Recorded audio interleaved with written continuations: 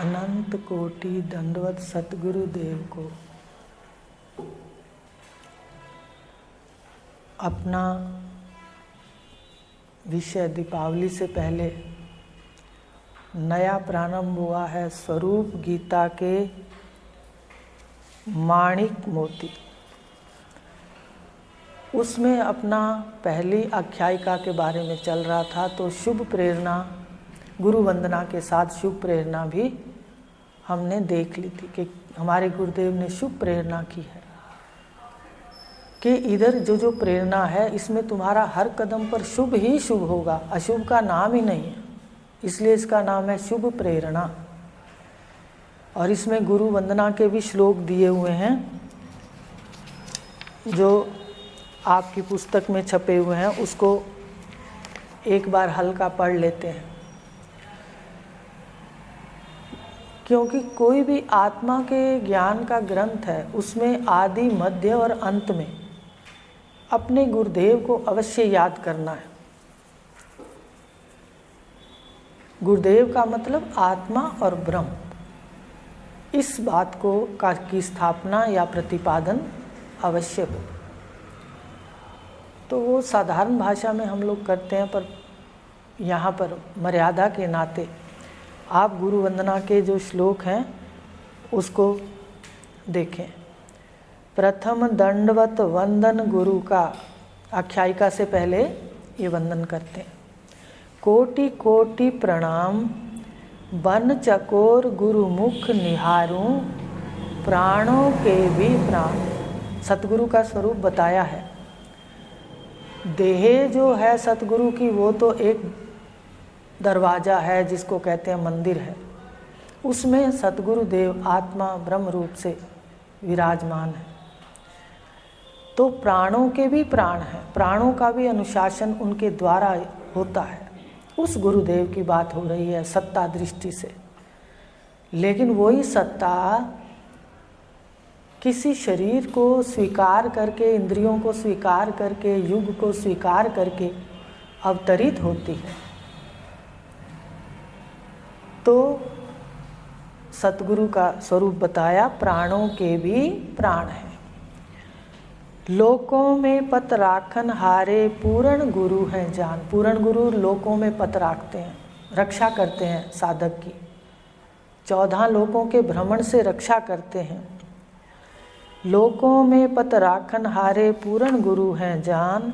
वेद पुराण गुरु को कहते, चेतन देव महान।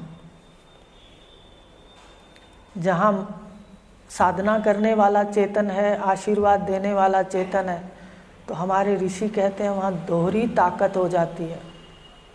कोई भी बात पूरी करने के लिए दोहरी ताकत हो जाती है कि सतगुरु का आशीर्वाद और हमारी साधना दोनों हो। तो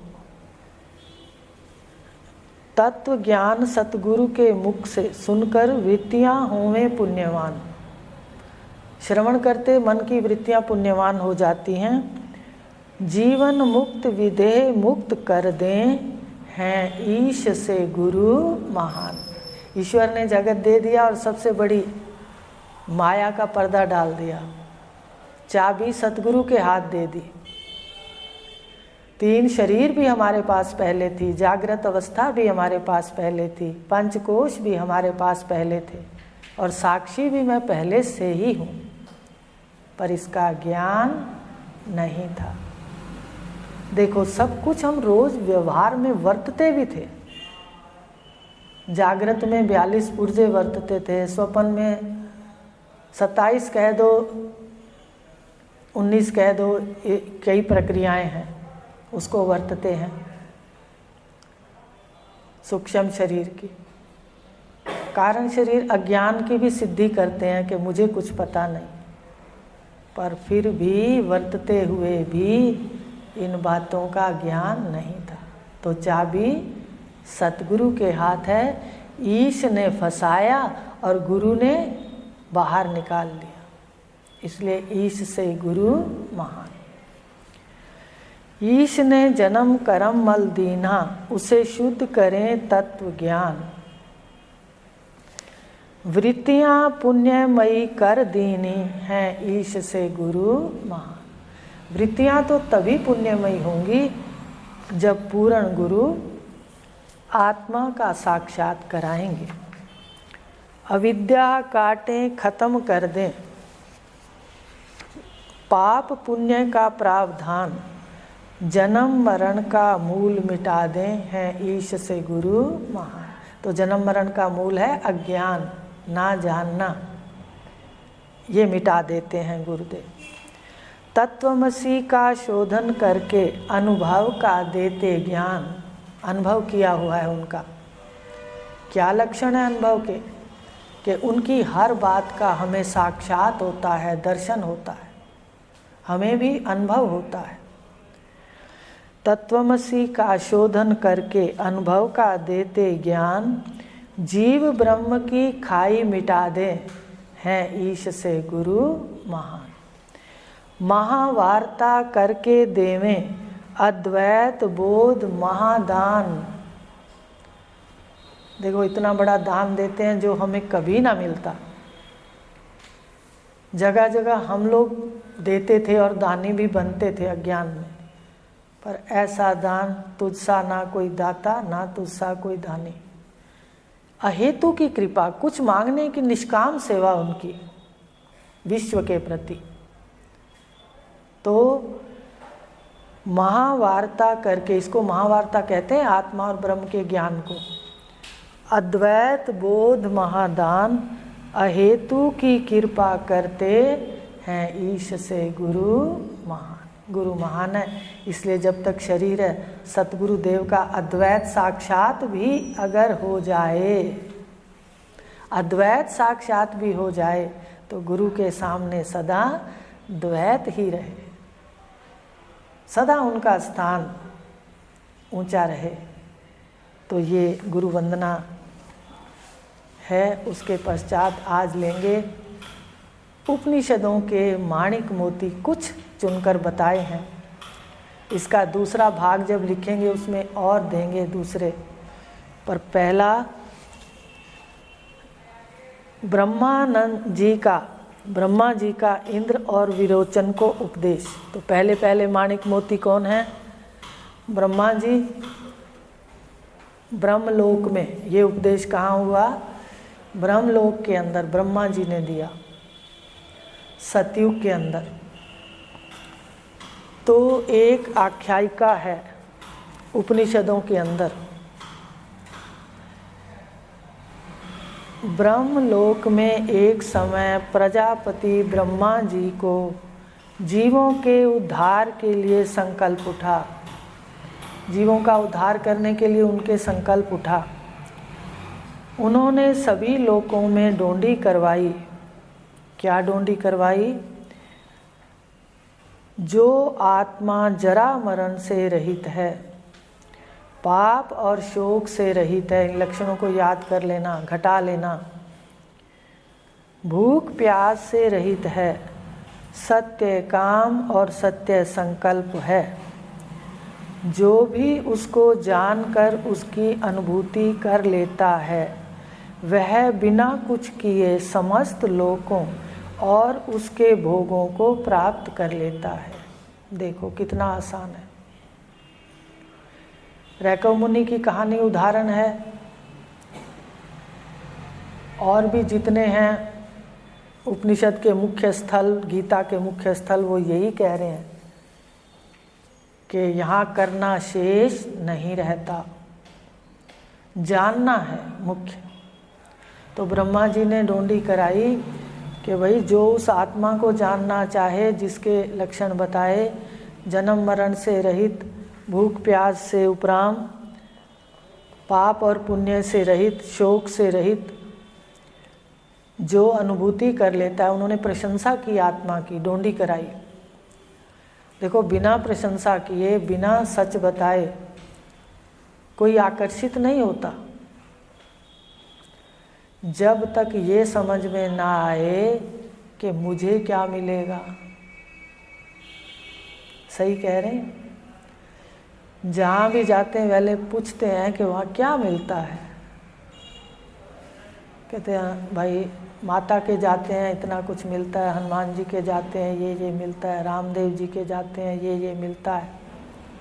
बाबा रामदेव जी भी है ना विभूति के रूप में। तो ये मानव का स्वभाव है, वो पहले पूछता है कि मुझे क्या मिलेगा। तो ब्रह्मा जी बहुत सियाने हैं, सृष्टि तो उन्होंने रची है, उनको पता है कि मेरे द्वारा रचे हुए जितने ये जीव हैं वो पहले सौदा करते हैं, भाई मुझे क्या मिलेगा। है ये बात सत्य है। यहाँ भी आने वाला देखता है कि भाई क्या मिला, शांति मिली तो भी सबसे बड़ी चीज़ है, शांति तो नहीं मिलती कहीं। और कितने एक एक वस्तु को देने के लिए इतनी विभूतियाँ हैं, देव हैं। किसी देवता के ये नहीं लिखा कि यहाँ परम शांति मिलेगी। लेकिन कृष्ण जैसा देव नहीं, गंगा जैसी नदी नहीं है ना, उस ऋषियों ने लिखा। तो ये देव कैसा है, ये मन की परम शांति देता है। सारे संसार से थके हारे 23 घंटे व्यवहार में पचते हुए 24वें घंटे में यहाँ आकर परम शांति प्राप्त होती है तो अच्छा लगता है, क्योंकि मन है ना अभी लगता है। तो जीव का स्वभाव है, वो कहता है मुझे क्या मिलेगा। तो ब्रह्मा जी ने पहले ही बता दिया कि इतना कुछ मिलेगा, और वो आत्मा सत्य काम और सत्य संकल्प है। सत्य काम और सत्य संकल्प का क्या अर्थ है कि जो कामना आप करोगे वो पूर्ण होगी।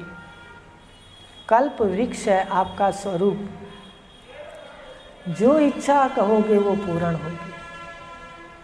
संकल्प जो उठेगा वो पूर्ण होगा। इच्छा का मतलब मलिन इच्छा नहीं, बहुत बार आपको समझा दिया। शुद्ध इच्छा संकल्प है, लेकिन वासनाओं से युक्त इच्छाएं कामना और तृष्णा है। तो संकल्प और कामनाएं ये पूरी होंगी। आपने देखा होगा कि उपनिषद के देने वाले सतगुरु देव और लेने वाले शिष्य दोनों ही लगभग राजा हैं। आप सारे उपनिषद उठा लो, ऐश्वर्य से युक्त हैं दोनों। देखो, ज्ञान सुनने वाला और ज्ञान देने वाला दोनों देख लो। भगवान वशिष्ठ देख लो, भगवान राम देख लो, याज्ञवल्क्य जी देख लो, राजा जनक देख लो, याज्ञवल्क्य जी देख लो, गार्गी देख लो, सुलभा देख लो, रानी चौड़ाला देख लो। भगवान राम है, भगवान कृष्ण देख लो। तो ये विद्या सत्य संकल्प और सत्य काम है, कामनाओं को पूर्ण करती है और संकल्पों को। और उन्होंने डोंडी करा दी सारे विश्व के अंदर, लोकों में। तो यहाँ से ये भी पता चलता है कि किसी को बताना और बुलाना और उसको प्रेरणा करना, जो शुभ प्रेरणा पढ़ी आपने, तो ये गलत नहीं है। जब प्रेरणा करेंगे, किसी को बुलाएंगे, तो ब्रह्मा जी ने भी डोंडी कराई, तो हमें बताने में क्या है, हमें कहने में क्या है कि भाई विद्या ले लो। आयु कम है, वासनाएं बहुत हैं, जीते जिन वासनाओं का उपराम कर दो, इसकी किताब ही बंद कर दो, इसके पन्ने ही जला दो, ज्ञान अग्नि दग्ध कर्माणि। तो ब्रह्मा जी ने डोंडी कराई। जो उसको जानकर उसकी अनुभूति कर लेता है, ध्यान देना, पहले जान लेता है फिर उसकी अनुभूति कर लेता है, वह बिना कुछ किए, कर्मकांड किए, समस्त लोकों और उनके भोगों को प्राप्त कर लेता है। लिखा भी है कि आने मात्र से दिन बदलने लगते हैं, ऐश्वर्य आने लगता है, और जानने से सारे ऐश्वर्य में रहते हुए भी ऐश्वर्य की वासना से मुक्त रहता है। ये इसका फल बताया ब्रह्मा जी ने।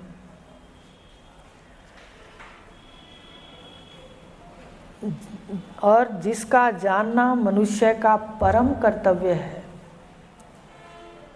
देखो, कर्तव्यों का बोझ लिए हम दब रहे हैं। अज्ञान के अंदर कर्तव्य कर्तव्य कर्तव्य। बता दो मेरी बहन भाइयों, कर्तव्य पूरे करते रहे करते रहे करते रहे, लेकिन सारा धन तन मन व्यय कर दिया। बदले में क्या मिली? जिसका नाम है व्यवहार। हमने अपने सारे प्राणों को खर्च कहाँ कर दिया? केवल कर्तव्यों के टोकरों को उठा करके। लेकिन सबसे परम कर्तव्य कौन सा था? सच्चाई को जानना। सच्चाई क्या है? ये जगत सराय है, नाटक का एक मंच है। मेरा उसमें थोड़े काल का एक अभिनय है। मैं आत्मा, सच्चित और आनंद, अविनाशी हूँ, मृत्यु से परे हूँ, ब्रह्म स्वरूप हूँ। ये जानना था।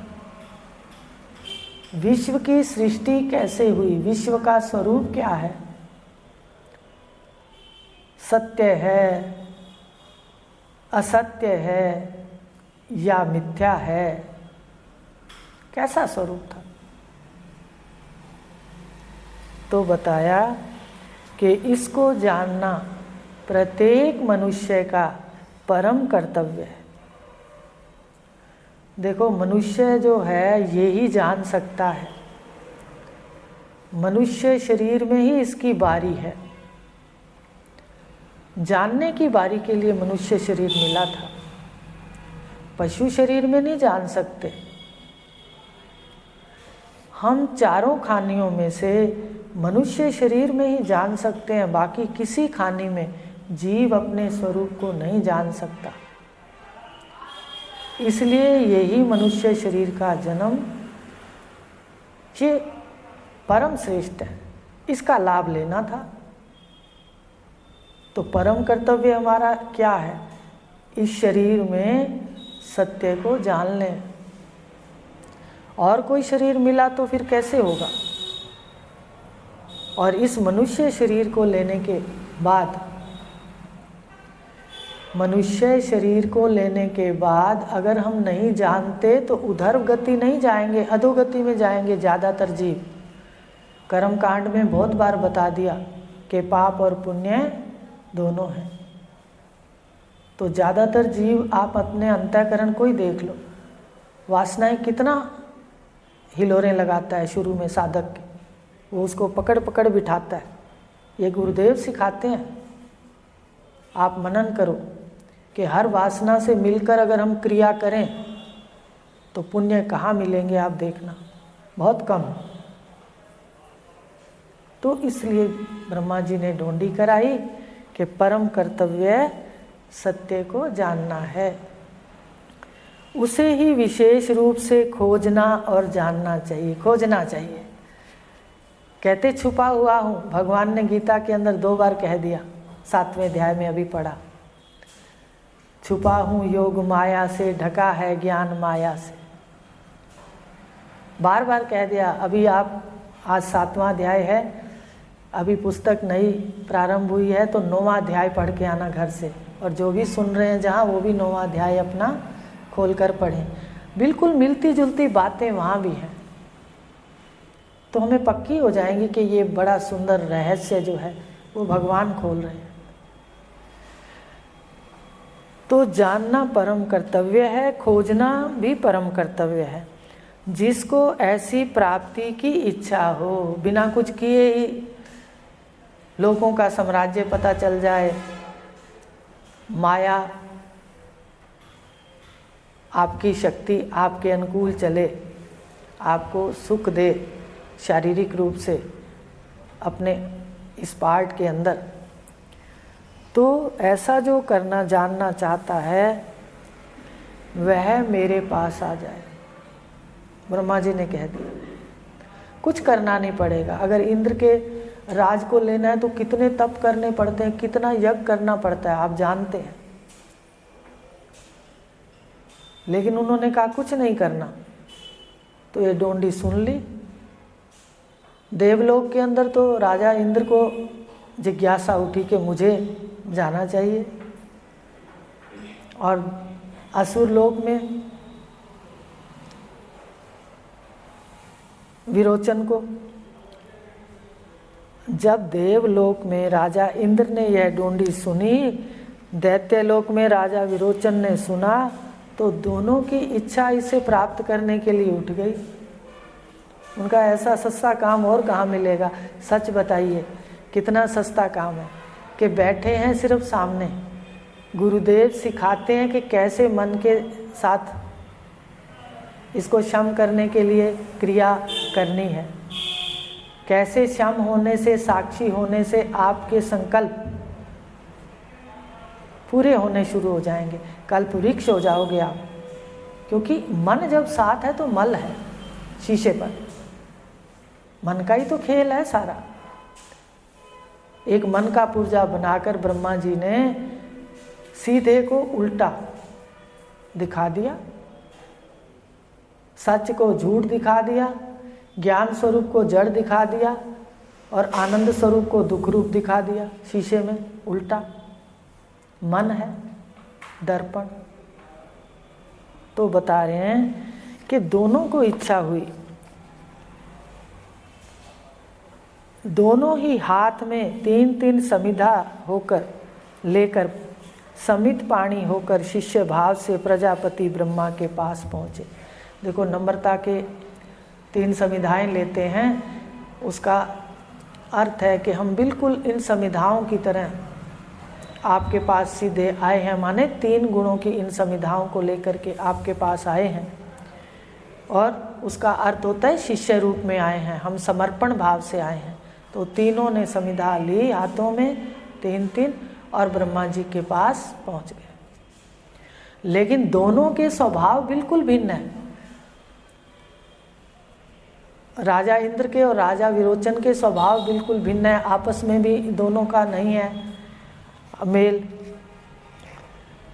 दोनों आपस में सद्भाव नहीं रखते, दोनों के गुण भी भिन्न भिन्न हैं भिन्न भिन्न। आसुर संपदा के और दैव संपदा के गुण भगवान ने 16वें अध्याय के अंदर दिए, तो दोनों के स्वभाव भी भिन्न है, आपस में भी सद्भाव नहीं है। फिर भी दोनों ब्रह्मा जी के पास, फिर भी जब वो उनको लगा कि लाभ है,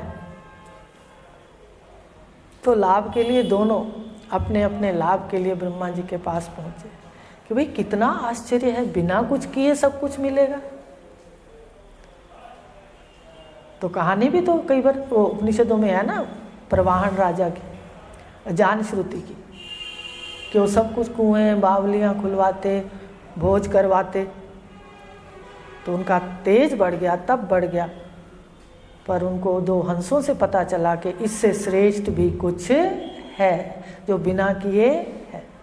तो यही बात वो कह रहे हैं कि दोनों ब्रह्मा जी के पास पहुँचे। फिर ब्रह्मा जी के पास ब्रह्मचर्य पालन करते हुए 32 वर्ष तक उनकी सेवा में रहे। देखो पहले इसकी मर्यादा देख लो।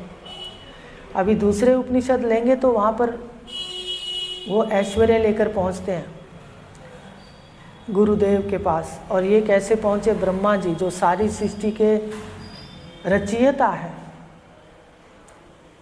उनके पास पहुँचे हैं दोनों, और 32 वर्ष उनके आसपास रह के उनके स्थान पर सेवा की, कुछ नहीं बोले। इस विद्या की महानता देखो और इस विद्या के साधक के लक्षण देखो कि कितना साधक सौम्य है। वहाँ जाके विरोचन और इंद्र दोनों में सौम्यता है। 32 वर्ष चुपचाप सेवा की। उसके बाद ब्रह्मा जी ने बुलाया। देखो जाते नहीं कह दिया। यहाँ कलयुग में तो उस समय दुखी आते हैं, बड़ा दुखी हूँ, बच्चों से दुखी हूँ, फलानों से दुखी हूँ, हैं रोजगार से दुखी हूँ। अच्छा बैठो भाई, दुखी हैं तो थोड़ी देर में क्या है, सत्संग की चर्चा, उसके बाद घड़ियाँ देखने लग जाते हैं, टाइम हो गया, जाना है? ये क्षणिक वैराग की बात है। उतनी जिज्ञासा कलयुग में नहीं है। शिव को वरदान था ना, इसलिए कि कलयुग में आपकी विद्या सुनने के लिए लोग उत्साहित नहीं होंगे। तो अब आप देख ही रहे हो।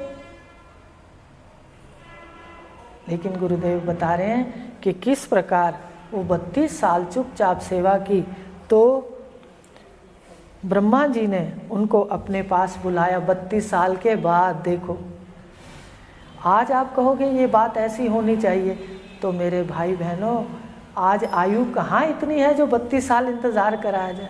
आज तो साधक के लक्षण है कि अगर वो नम्रता से सिर्फ चुपचाप समय का पालन करते हुए, नियम का पालन करते हुए आ जाता है तो वो साधक है।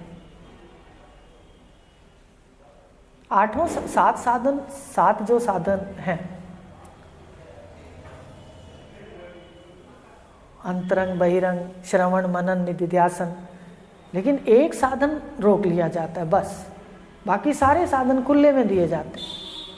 एक के लिए थोड़ा तप करना पड़ता है बस। वही जब हमें दिखने लग जाए, हम वैसा पुरुषार्थ करें, हमें साक्षात थोड़ा हो, एक निष्ठ हो जाएं, तो वो साधन भी मिलता है। लेकिन बता रहे हैं कि 32 साल तक आए तो उन्होंने पूछा कि 32 साल सेवा के बाद आप किस उद्देश्य से आए हो, दोनों को पूछा। इतनी उपेक्षा थी ना एक तरह से कि पूछना ही नहीं कि आप कैसे आए हो। तो दोनों ने कहा हम उस आत्मा को जानने आए हैं जो भूख प्यास से रहित है, पाप और शोक से रहित है, जरा और मृत्यु से रहित है, अतीत है, सत्य संकल्प और सत्य काम है, जिसका अनुभव होने से सब लोकों और सभी भोगों की प्राप्ति होती है। देखो उनका क्या लक्ष्य था, आत्मा ज्ञान उनका लक्ष्य नहीं था। उनका लक्ष्य क्या था? उनका लक्ष्य था भी सारे भोग हमें बिना प्राप्त किए सारे लोक और भोग मिल जाए।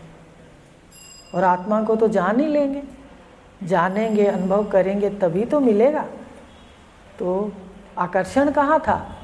मिलने का। इसलिए उन्होंने बात कह दी, बस उसकी प्राप्ति ही हमारा लक्ष्य है, उसकी प्राप्ति हमारा लक्ष्य है। हम आपके पास आए हैं, हमें उस श्रेष्ठ आत्मा का ज्ञान देवें और हमें अनुभव कराएं। देखो श्रवण के लिए गुरुदेव की आवश्यकता पड़ती है, पर जीवन का अनुभव है कि जब हमारी स्थितियां होती हैं, 8 भूमिकाएं हैं ब्रह्मज्ञानी की, उस समय भी हमें गुरु की आवश्यकता होती है, क्योंकि वही हमें आगे की आगे सीढ़ी चढ़ाते हैं, बताते हैं यहाँ खड़े हो, यहाँ चलो, ऐसा करो, अंतःकरण को ऐसा करो, अब तुम उपराम हो जाओ, कर्तव्यों के बोझ को उतार दो, कर्तव्य अपने आप वर्ण धर्म के अनुसार हो रहे हैं, कर्तव्य मानकर कहीं ना फंसो, सब हो रहा है। ये देखो कर्तव्यों में बंधन है और वर्ण धर्म के अनुसार हो रहा है, वो एक सहज क्रिया है। तो इस प्रकार अनुभव हमें कराएं। अनुभवी कौन कराएंगे? गुरुदेव। तो आज इतना लेंगे, कल फिर लेंगे। ब्रह्मा जी ने दोनों की जिज्ञासा को देखकर कि जाओ एक जल से भरा पात्र ले आओ। अब आपको एक बात बताते हैं, ये जो आगे आएगी बात, उसको ध्यान से सुनकर बार बार देखना है, अपने आप को बार बार देह से व्यवहार में अलग करना है कि मैं कौन हूँ। तब निरंतर अभ्यास से ये बात पक्की होगी, नहीं तो कच्चा ज्ञान होता है। एक क्षण हम यहाँ बैठे तो बस आत्मा ब्रह्म हम पूर्ण स्थिति में होते हैं, और बाहर निकलते ही माया कहती है आजा। अभी अंदर बैठा तो तू पूरा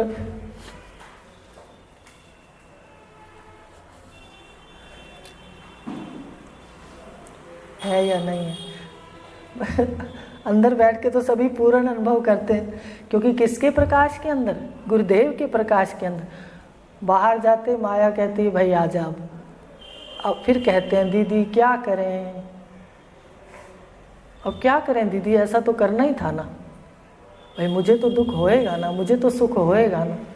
देखो यहाँ पर ध्यान दें हम, ये नहीं कि ये स्थिति नहीं आएगी, हमें अनुभव होना चाहिए कि हमारे अभ्यास की कमी है। यहाँ सृष्टि में कर्मजन्य सृष्टि है कर्म के अनुसार हो रहा है। लेकिन जो तीसरा है क्रियमान कर्म, उसमें आप सत्य का, ज्ञान का, महावाक्य से सदा सत्य का बीज डालते रहेंगे तो थोड़े समय में सुख ही सुख जीवन में आने लगेगा। क्योंकि बीज जो डालेंगे वो थोड़े समय में फलीभूत होकर के आपके सामने आ जाएंगे। तो परम शांति इसी ज्ञान से है। आज हमने सुन लिया, ऐश्वर्य और भोग भी इसी ज्ञान से है, लोगों का ज्ञान भी इसी ज्ञान से है। हमारे लोगों में जाने की भावना भी छूटेगी कि स्वर्ग में ज़्यादा सुख है और यहाँ पर ज़्यादा दुख है, ये भी हमें समझ आएगा।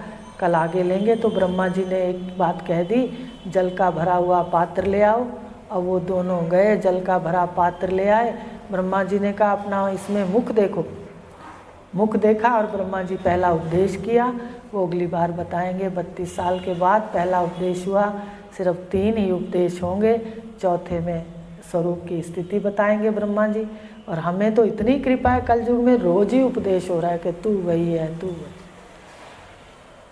क्योंकि कल युग में अंदर देखो, उद्दालक ऋषि ने श्वेत केतु को कहा, श्वेत केतु बार बार कहता है मुझे फिर से कहो, मुझे फिर से कहो। भगवान कृष्ण को भी अर्जुन जी बार बार कहते हैं फिर से कहो, प्यासा हूँ मैं विज्ञान अमृत पान का। तो आज इतना लेंगे। घर पे 9वां अध्याय पढ़ना, जिसका नाम है, इसका नाम है ज्ञान विज्ञान योग, उसका नाम है राज विद्या राजगुरु, ये नाम है उसका। ठीक है, उसका फिर बताएंगे कि कैसे ये जीवन के अंदर विद्या रहस्य युक्त थी, भाग्य से हमें मिली है। हरिओम शांति